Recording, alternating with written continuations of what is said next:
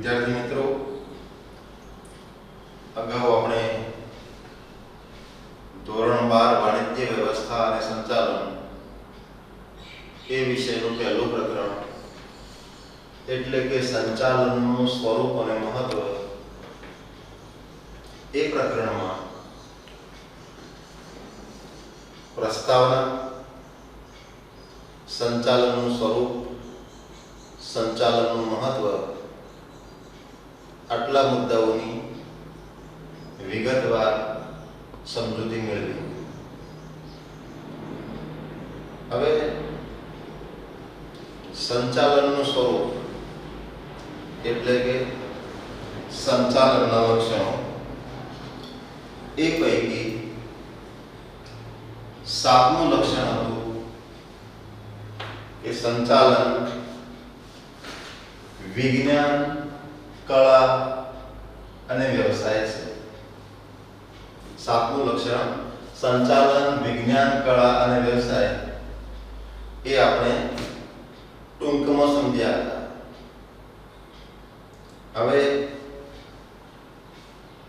તેને આપણે વિગતવાર સમજવાનું છે.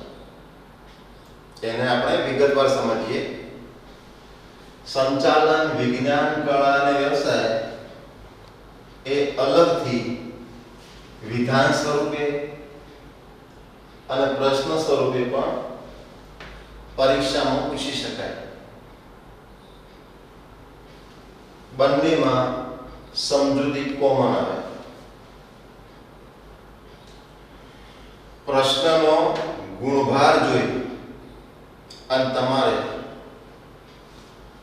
માગેલા પ્રશ્નનો જવાબ લખવાનો છે. હવે સંચાલન વિજ્ઞાન, કળા અને વ્યવસાય આમાં 3 મુદ્દા આવે. 3 મુદ્દા આવે. પહેલો મુદ્દો વિજ્ઞાન, ત્યાર પછી કળા અને વ્યવસાય. સંચાલનને વિજ્ઞાન, કળા કે વ્યવસાય કહી શકાય કે નહીં તે નક્કી કરવું હોય તો સૌપ્રથમ વિજ્ઞાન કોને કહેવાય, કળા કોને કહેવાય, વ્યવસાય કોને કહેવાય એ સમજવું પડે. તેના લક્ષણો સમજવા પડે. આ લક્ષણો સંચાલનમાં જોવા મળતા હોય આ ત્રણેયના લક્ષણો વિજ્ઞાન, કળા અને વ્યવસાય ત્રણેયના લક્ષણો જો સંચાલનમાં જોવા મળતા હોય તો તેને વિજ્ઞાન, કળા કે વ્યવસાય કહી શકાય. હવે આપણે આ ત્રણેય મુદ્દા વારાફરતી એક પછી એક સમજીએ. સૌથી પહેલા વિજ્ઞાન એટલે કે સંચાલન એક વિજ્ઞાન છે. સંચાલન એક વિજ્ઞાન છે. વિધાનમાં પણ પૂછી શકાય. તો સંચાલન એ વિજ્ઞાન છે તો પહેલા વિજ્ઞાન કોને કહેવાય એનો અર્થ સમજીએ કે વિજ્ઞાન એટલે શું. તો વિજ્ઞાન એટલે વ્યવસ્થિત, વિજ્ઞાન એટલે વ્યવસ્થિત અને વિશિષ્ટ પ્રકારનું જ્ઞાન. કેવું જ્ઞાન? વ્યવસ્થિત અને વિશિષ્ટ પ્રકારનું જ્ઞાન કે જેમાંથી નિયમો અને સિદ્ધાંતો તારવી શકાતા હોય એવું જ્ઞાન કે જેમાંથી નિયમો અને સિદ્ધાંતો તારવી શકાતા હોય અને કાર્ય-કારણનો સંબંધ સ્થાપી શકાતો હોય. કાર્ય-કારણનો સંબંધ સ્થાપી શકાતો હોય તો આ બધું જ્યાં જોવા મળે તેને વિજ્ઞાન કહેવાય.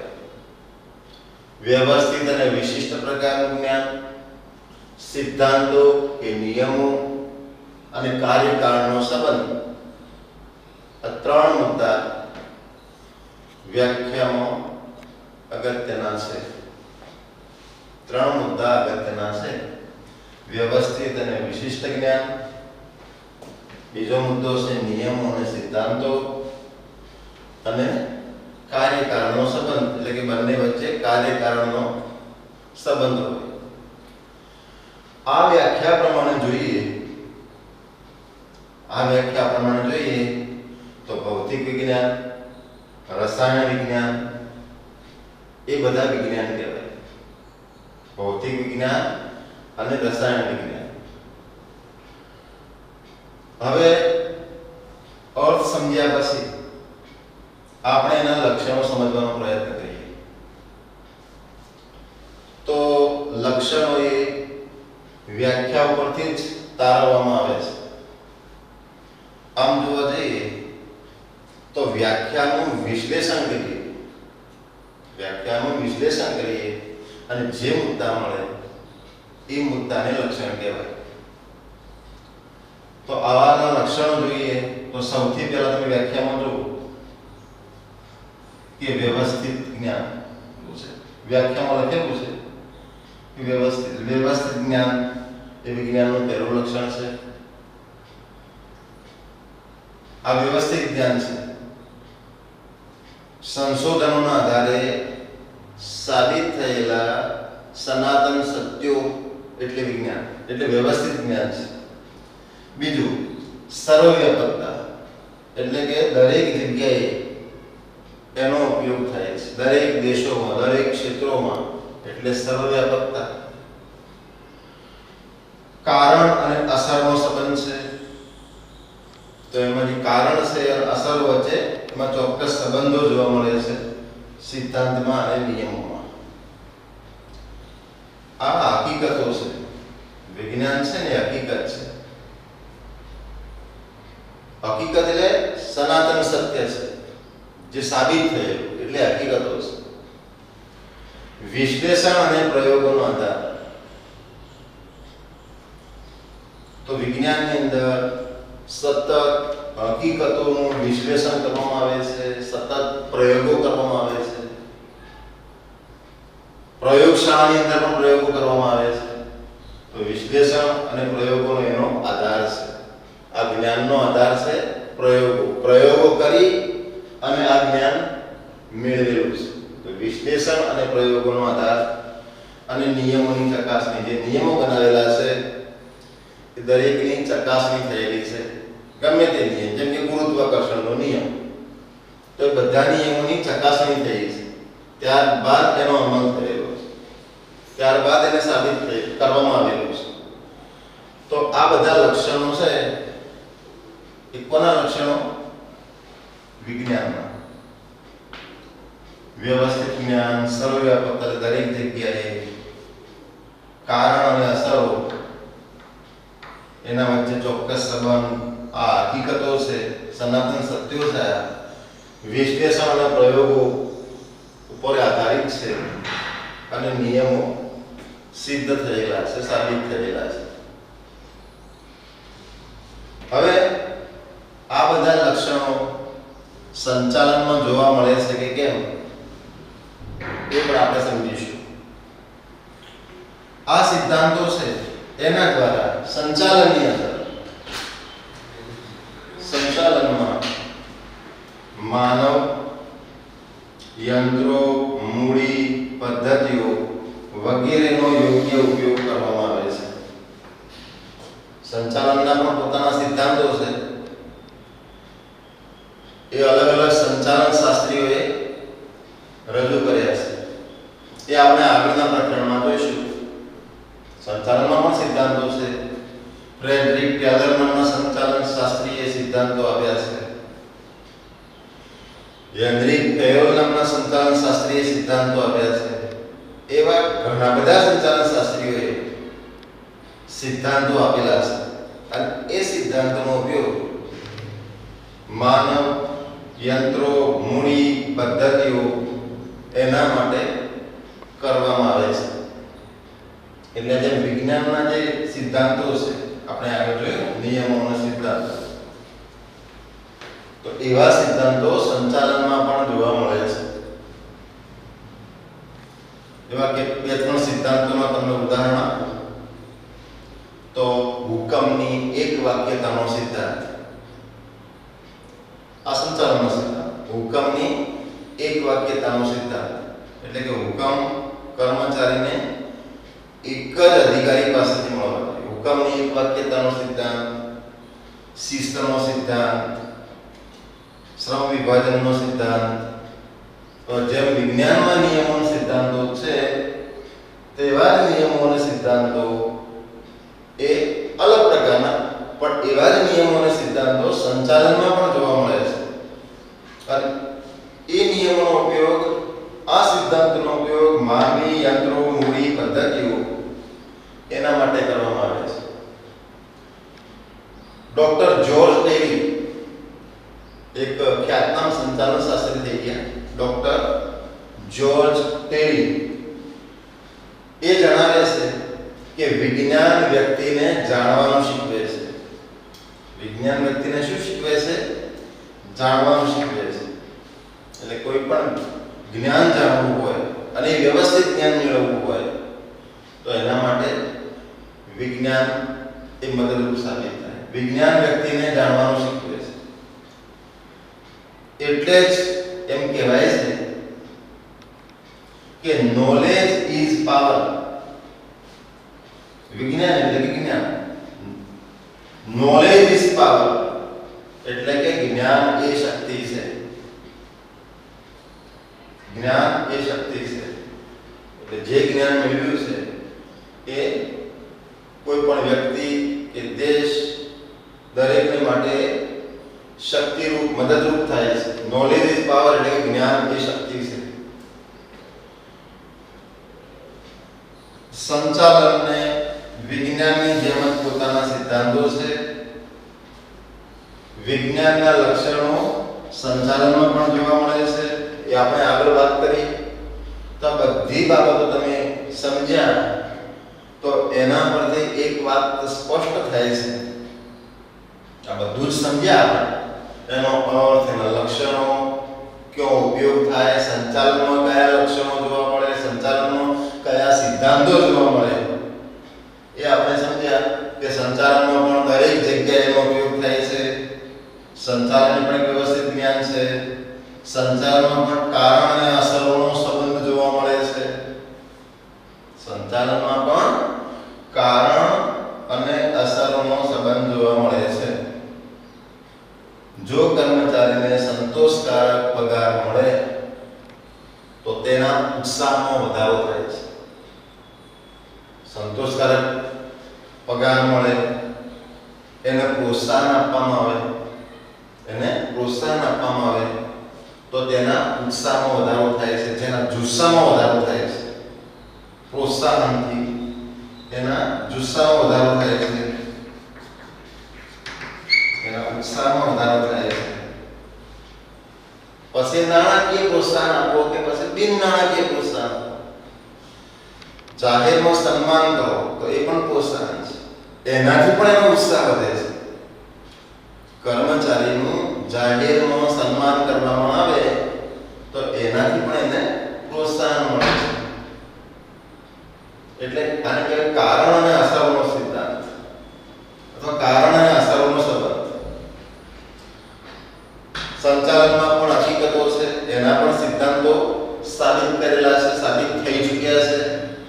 એમાં પણ પ્રયોગો કરવામાં આવે છે. વાણિજ્ય વ્યવસ્થાનો અબ્રાહમ માસ્લોનો સિદ્ધાંત, એના પણ પ્રયોગોનો અભ્યાસ થાય છે. આના નિયમોની પણ ચકાસણી, મોટા ભાગના જે લક્ષણો છે એ સંચાલનમાં જોવા મળે છે. તેથી સંચાલન એક વિજ્ઞાન છે એમ કહી શકાય. ત્રણ રીતે આપણે સમજવાનું, એનો અર્થ, એના લક્ષણો અને એના નિયમો અને સિદ્ધાંતો. અર્થ, લક્ષણો અને સિદ્ધાંતો બધું જ સંચાલનમાં જોવા મળે છે. બધું જ, મોટા ભાગે બધું જ. એટલે સંચાલન એ વિજ્ઞાન છે. જો મોટા ભાગના લક્ષણો જોવા મળતા હોય તો સમજવાનું કે વિજ્ઞાન છે. તો સંચાલન એ વિજ્ઞાન છે કે આપણે આટલી બાબતો ઉપરથી સમજ્યા, નક્કી કર્યું, સાબિત કર્યું. હવે બીજો મુદ્દો, જે આપણે સંચાલન એક કળા છે, આ પણ અલગ વિધાન પૂછી શકાય. જેમ અહીંયા પહેલા આપણે વિજ્ઞાનનો અર્થ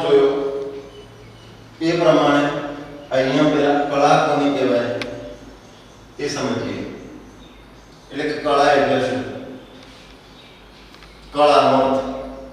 તો કળા એટલે કાર્ય કરવામાં વ્યક્તિનું નૈપુણ્ય કે કૌશલ્ય. કોઈ પણ કાર્ય કરવામાં વ્યક્તિનું નૈપુણ્ય કે કૌશલ્ય, નિપુણતા. નૈપુણ્ય એટલે નિપુણતા અને કૌશલ્ય એટલે આવડત. કોઈ પણ કાર્ય કરવામાં વ્યક્તિની નિપુણતા હોય કે આવડત હોય, નિપુણતા કે આવડત અને કળા કહેવાય. કળાના બે ત્રણ ઉદાહરણ પણ સમજીએ. જેમ કે શિલ્પકળા.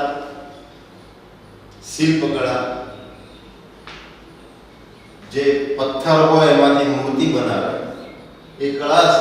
પથ્થરમાંથી મૂર્તિ બનાવી એ કળા છે. આવડત હોય તો જ એ કારીગર કે વ્યક્તિ કામ કરી શકે. શિલ્પકળા. પછી નૃત્ય કળા, એ પણ એક કળા છે. ચિત્રકળા. તો આ બધા કળાના ઉદાહરણ છે. આવી બીજી પણ ઘણી બધી કળાઓ છે. બે ત્રણ ઉદાહરણ તમારી સામે મૂક્યા. શિલ્પકળા, નૃત્યકળા, ચિત્રકળા. તો એમાં વ્યક્તિનું નૈપુણ્ય કે આવડત એના આધારે આ બધું થતું હોય છે. હવે એની કેટલીક વિશેષતાઓ જોઈએ. સૈદ્ધાંતિક જ્ઞાન જરૂરી. એટલે કે કળામાં પણ સૈદ્ધાંતિક જ્ઞાન જરૂરી છે. નૃત્ય કળા હોય તો નૃત્યના પણ સૈદ્ધાંતિક જ્ઞાન એની પાસે હોવું જોઈએ. સૈદ્ધાંતિક જ્ઞાન ન હોય તો એ સફળ ના પણ બને. ડોક્ટર છે તો એની પાસે પણ તબીબી સૈદ્ધાંતિક જ્ઞાન હોવું જરૂરી છે. તો જ એ શસ્ત્રક્રિયા કે ઓપરેશન સારી રીતે કરી શકે. એટલે સૈદ્ધાંતિક જ્ઞાન જરૂરી છે. એમાં માત્ર પુસ્તકીય જ્ઞાન એ પૂરતું નથી. ડોક્ટર હોય, જ્ઞાન હોય, નોલેજ હોય, ડિગ્રીમાં સારી ટકાવારી પણ હોય, પણ જો એને શસ્ત્રક્રિયા એટલે ઓપરેશન કરતા ન આવડે કે ઓપરેશન કરવામાં નિષ્ફળ જાય તો એ ડોક્ટર તરીકે પણ નિષ્ફળ જાય. એટલે માત્ર પુસ્તકીય જ્ઞાન પૂરતું નથી. વકીલ LLB માં સારી ટકાવારી મેળવેલી હોય પણ જો કેસ જીતાડી ન શકે તો એ જ્ઞાન એના માટે નકામું છે. એટલે માત્ર પુસ્તકીય જ્ઞાન એ પૂરતું નથી. એનામાં આવડત પણ હોવી જોઈએ. એકલું જ્ઞાન નહીં, જ્ઞાનની સાથે સાથે આવડત પણ જરૂરી છે. હવે કળાની અંદર જે પુસ્તકીય જ્ઞાન છે એની સાથે સાથે સૈદ્ધાંતિક જ્ઞાન, થિયોરેટિકલ નોલેજ, એની સાથે સાથે ટેકનિકલ કળા પણ હોવી જોઈએ. એમાં પુણે અને આવડત, મેં તમને આગળ વાત કરી કે પુણે અને આવડત મુજબ ફેરફારો પણ કરવા પડે. અહીંયા જે જોર્જ ટીરીએ વાક્ય આપ્યું હતું કે વિજ્ઞાન વ્યક્તિને જાણવાનું શીખવે છે, તો ફરી એ સંદર્ભમાં કહે છે કે કળા એ વ્યક્તિને કામ કરવાનું શીખવે છે. વિજ્ઞાન જાણવાનું શીખવે છે, આપણે વિજ્ઞાન જાણવાનું શીખવે છે, તો કળા છે એ વ્યક્તિને કામ કરવાનું શીખવે છે. જે જ્ઞાન મેળવ્યું એનો અમલ કઈ રીતે કરવો એ કળા શીખવે છે.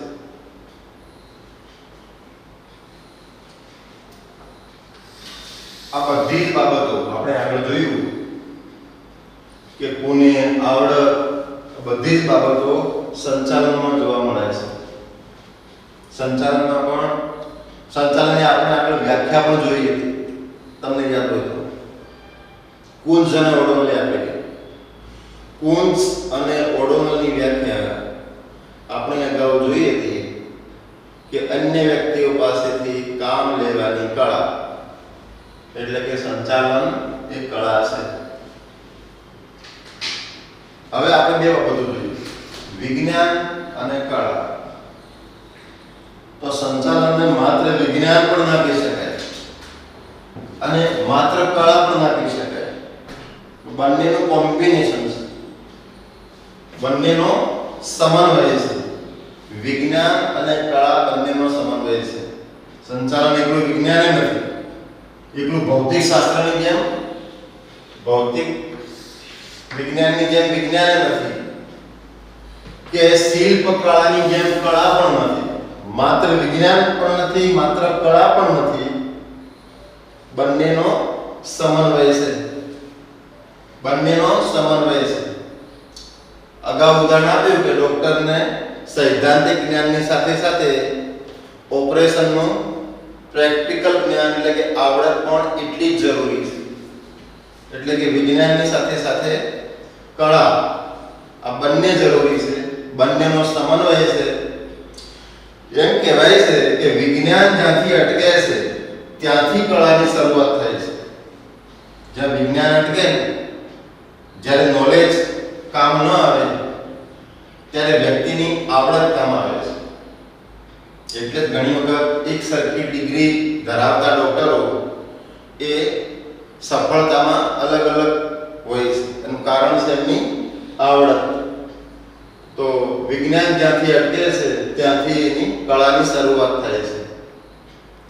એટલે એકલું જ્ઞાન છે પણ નકામું છે. પહેલા એવું હતું કે નોલેજ ઇઝ પાવર, કે જ્ઞાન એ શક્તિ છે. પણ ખરેખર તો જ્ઞાન એ શક્તિ ક્યારે બને કે એનો ઉપયોગ થાય તો. એટલે સાચું શું છે કે એપ્લાઇડ નોલેજ ઇઝ પાવર. જ્ઞાનનો ઉપયોગ કરવામાં આવે તો જ એ શક્તિ છે. અને જ્ઞાનનો ઉપયોગ કરવાની આ બાબતને કળા કહેવાય છે. ટૂંકમાં એમ કહ્યું કે સંચાલન એ વિજ્ઞાન અને કળાનું મિશ્રણ છે, બંનેનો સુભગ સમન્વય છે. ત્રીજો પોઈન્ટ, સંચાલન એક વ્યવસાય છે. હવે પેલા વ્યવસાય કોને કહેવાય? વ્યવસાયનો અર્થ તો વ્યવસાય એટલે વિશિષ્ટ જ્ઞાન મેળવી તેનો ઉપયોગ સમાજ સેવામાં કરી બદલામાં ફી મેળવવાની પ્રવૃત્તિને વ્યવસાય કહે છે. ફરી રિપીટ કરું, વિશિષ્ટ જ્ઞાન મેળવી તેનો ઉપયોગ સમાજ સેવામાં કરી બદલામાં ફી મેળવવાની પ્રવૃત્તિને વ્યવસાય કહે છે. આમાં ત્રણ મુદ્દા આવે છે, ધ્યાનથી જોજો. પહેલો મુદ્દો છે વિશિષ્ટ જ્ઞાન, બીજો મુદ્દો છે એ જ્ઞાનનો ઉપયોગ સમાજ સેવા, બીજો મુદ્દો સમાજ સેવા, આ ત્રીજો મુદ્દો છે ફી. ત્રણ બાબતો જો જોવા મળતી હોય એને વ્યવસાય કહેવાય. મેં કળાના ઉદાહરણ આપ્યા, મેં વિજ્ઞાનના ઉદાહરણ આપ્યા, વ્યવસાયના પણ બે ત્રણ ઉદાહરણ મૂકું. વકીલ, ચાર્ટર્ડ એકાઉન્ટન્ટ, ઇજનેર, આ બધા ડોક્ટર એ વ્યવસાયના ઉદાહરણ છે. હવે આપણે એના લક્ષણો સમજીએ. પહેલું લક્ષણ છે વિશિષ્ટ પ્રકારના જ્ઞાનની જરૂર. વ્યવસાય કરવો હોય તો વિશિષ્ટ પ્રકારનું જ્ઞાન જરૂરી છે. ચીલાચાલુ જ્ઞાનથી કામ ન આવે. તો વિશિષ્ટ જ્ઞાન, કેવું જ્ઞાન? જેમ કે વકીલ થવું હોય તો એના માટે અલગ સિલેબસ LLB નો અભ્યાસક્રમ કરવો પડે. વકીલ માટે LLB, ડોક્ટર માટે MBBS, MD કે MS, આવો અલગ પ્રકારનો અભ્યાસક્રમ ભણવો પડે. ડોક્ટર માટે MBBS, એનું ફૂલ ફોર્મ તમને યાદ હશે કદાચ, બેચલર ઓફ મેડિસિન અને bachelor of surgery. MD doctor of medicine. તો આવા વિશિષ્ટ પ્રકારના અભ્યાસક્રમો કરવા પડે. જેમ વકીલ માટે LLB, ડોક્ટર માટે MBBS, MD કે MS, એમ સંચાલન માટે BBA અને MBA જેવા અભ્યાસક્રમો અસ્તિત્વમાં છે. Bachelor of business administration, master of business administration. તો જેમ વકીલ, ડોક્ટરના વ્યવસાય માટે અલગ અભ્યાસક્રમ છે, તેમ સંચાલન માટે પણ આવા અલગ અભ્યાસક્રમો જોવા મળે છે. એટલે વિશિષ્ટ પ્રકારનું જ્ઞાન એ સંચાલનમાં પણ મેળવવું જરૂરી છે. બીજું છે જ્ઞાનમાં વૃદ્ધિ અને સંશોધન. જ્ઞાનમાં વૃદ્ધિ અને સંશોધન. તો તાલીમ અને અનુભવ દ્વારા જ્ઞાનમાં વૃદ્ધિ અને સંશોધન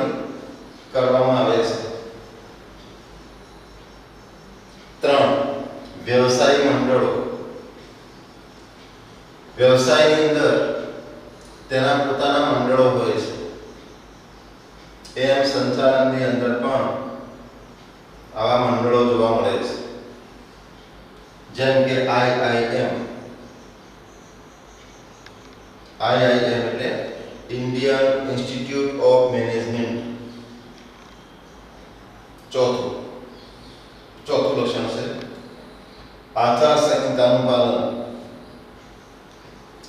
વ્યવસાયની અંદર ચોક્કસ આચાર સંહિતા એટલે કે નીતિ નિયમોનું પાલન કરવું પડે છે. વકીલ હોય તો વકીલાતમાં પણ એની અલગ આચાર સંહિતા છે. એનો ચોક્કસ ડ્રેસ યુનિફોર્મ, કોર્ટમાં એના ચોક્કસ શબ્દોનો ઉપયોગ થાય.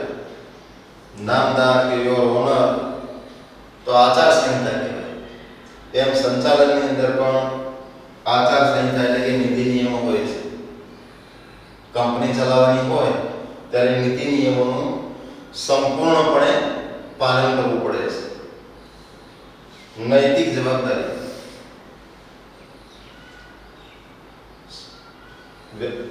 વ્યવસાયનું પાંચમું લક્ષણ નૈતિક જવાબદારી. તો વ્યવસાયની અંદર નૈતિક જવાબદારી જરૂરી છે. ચાર્ટર્ડ એકાઉન્ટન્ટ હોય તો એ પોતાના અસીલની માહિતી એ ગુપ્ત રાખવાની હોય છે. વકીલે પણ પોતાના અસીલની માહિતી ગુપ્ત રાખવાની હોય છે, ગુપ્તતા જાળવવાની હોય છે.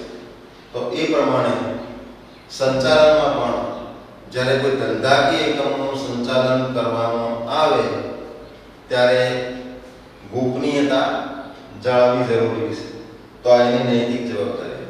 જે લોકો સંચાલનમાં બેઠા છે એમને ગોપનીયતા જાળવવી જરૂરી છે. આ એની નૈતિક જવાબદારીમાં આવે છે. તો વ્યવસાય કોને કહેવાય, એનો અર્થ આપણે જોયો, એના લક્ષણો પણ આપણે ટૂંકમાં સમજ્યા. હવે આ જે લક્ષણો છે આપણે આ સમજ્યા એટલે ખ્યાલ આવ્યો કે જે વ્યવસાયના 5 લક્ષણો છે,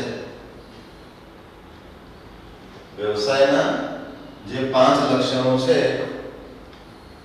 એ લક્ષણો સંચાલનમાં પણ જોવા મળે છે. તમે જોયું પહેલું લક્ષણ ટૂંકમાં રિવિઝન કે જેમ વકીલનો LLB, ડોક્ટરનો MBBS, એમ સંચાલનમાં BBA કે MBA. તો પહેલું લક્ષણ સંચાલનમાં જોવા મળે છે. બીજું લક્ષણ જ્ઞાનમાં વૃદ્ધિ અને સંશોધન એટલે કે સંચાલનમાં પણ સતત સંશોધનો થતા હોય છે. સંચાલનમાં પણ સતત તાલીમ આપવામાં આવે છે. એટલે બીજું લક્ષણ પણ સંચાલનમાં જોવા મળે છે. વ્યવસાયનું ત્રીજું લક્ષણ વ્યવસાય મંડળો. વ્યવસાયમાં મંડળો હોય છે તો એમ સંચાલનમાં પણ મંડળ છે જેનું નામ છે ઇન્ડિયન ઇન્સ્ટિટ્યૂટ ઓફ મેનેજમેન્ટ. ચોથું આચાર સંહિતાનું પાલન. તો સંચાલન કરનારે એ આચાર સંહિતાનું સંપૂર્ણપણે પાલન કરવું પડે છે. અને નૈતિક જવાબદારી તો હમણાં વાત આપણે કરી એ પ્રમાણે સંચાલન કરનારે ગુપ્તતા જાળવવી જરૂરી છે. એટલે આ બધા જ લક્ષણો એ સંચાલનમાં પણ જોવા મળે છે. તેથી સંચાલન એક વ્યવસાય છે એમ કહી શકાય. વ્યવસાય છે અને હજુ પણ વ્યવસાય તરીકે વિકસી રહ્યું છે. હજુ પણ વ્યવસાય તરીકે વિકસી રહ્યું છે. તો વિજ્ઞાન, કળા અને વ્યવસાય એનો પ્રશ્ન પૂછાય તો તમારે આવી રીતે 3 ભાગમાં સમજાવવાનો. વિજ્ઞાન, એનો અર્થ, એના લક્ષણો અને છેલ્લે લખવાનું કે આ લક્ષણો સંચાલનમાં જોવા મળે છે. તેથી સંચાલન વિજ્ઞાન છે. એ જ પ્રમાણે કળા, પેલા અર્થ, એની વિશેષતાઓ અને આ વિશેષતાઓ સંચાલનમાં જોવા મળે છે. આ વિશેષતાઓ જેમ કે પુની અને આવડત એ સંચાલનમાં જોવા મળે છે. તેથી સંચાલન એ કળા છે. કળાની બધી વિશેષતાઓ, ઘણી ખરી વિશેષતાઓ સંચાલનમાં જોવા મળે છે. અને ઘણી ખરી વિશેષતાઓ સંચાલનમાં જોવા મળે છે. વિજ્ઞાનના બધા જ લક્ષણો સંચાલનમાં જોવા મળે છે. એ જ પ્રમાણે વ્યવસાયનો અર્થ અને લક્ષણો તમે જુઓ તો ઘણા ખરા લક્ષણો સંચાલનમાં જોવા મળે છે.